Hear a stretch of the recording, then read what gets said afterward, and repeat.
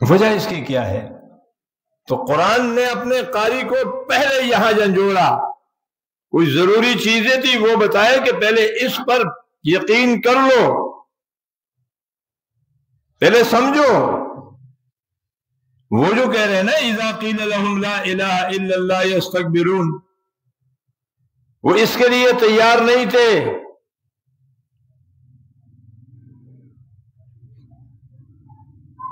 تو جب اس کے لیے تیار نہیں تھے تو انہوں نے کہا ہم نہیں پڑھتے، اور ہم نے ان سارے الا بلا ملغوبوں کے ساتھ پڑھ لیا۔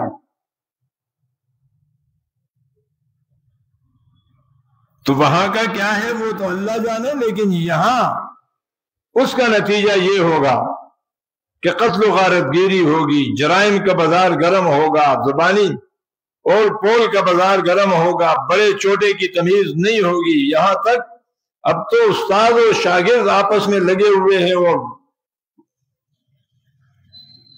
شرم نہیں آتی؟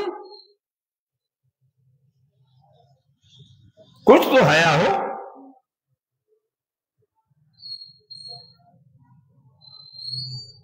تو یہ کہنے سننے سے نہیں ہوگا، جب تک کہ یہ یقین کامل نہ ہو جائے، اللہ کی قدرت کاملہ پر، غیب پر ایمان نہ ہو جائے، یقین نہ ہو جائے، یہ انگلی نہیں رکتی۔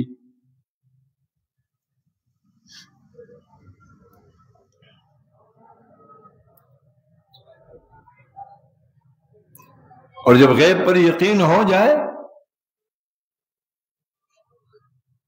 پھر یہ مر تو سکتا ہے، اسے کریدا جاتا ہے۔ امام مالک سے بہت ساری چیزیں پوچھی گئی، اس نے کہا میں اس پہ خاموش ہوں۔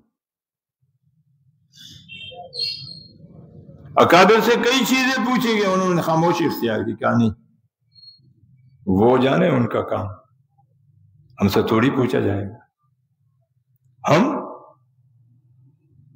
تو مفصل بیانات کرتے ہیں اس پہ، دیکھیے ہمارا علم تو امام مالک ہمارے علم تک تو نہیں پہنچ سکتے۔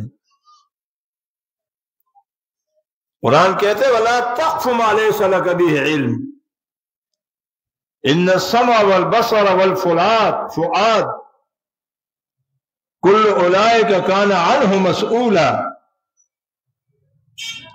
یہاں قلب کا بھی ذکر نہیں کیا، فؤاد کا کیا۔ فؤاد دل کے اندر جو خانے ہیں، خاص خانہ ہے، اس کا نام فؤاد ہے۔ جس حصے میں کسی کی محبت رکھی جاتی ہے اس کو فؤاد کہتے ہیں، پورے دل کو نہیں۔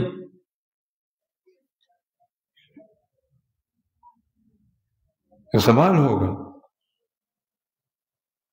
تو گزارش یہ تھی کہ ہمیں اس پر توجہ دے کہ اللہ سے ایسا ہمارا رشتہ ہو جائے، ایسا تعارف ہو جائے، ایسی پہچان ہو جائے، ایسی قربت ہو جائے کہ ایمان بالغیب ہمارا مستحکم ہو جائے۔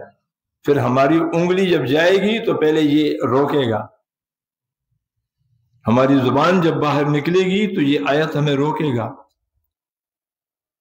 اب اگر یہ آیت دنیا میں ہماری زبان اور ہماری انگلی کو نہ روک سکا تو انتظار نہ کرو کہ یہی آیت پھر قبر میں تمہارے طرف آنے والے سانپ کو روک لے گا۔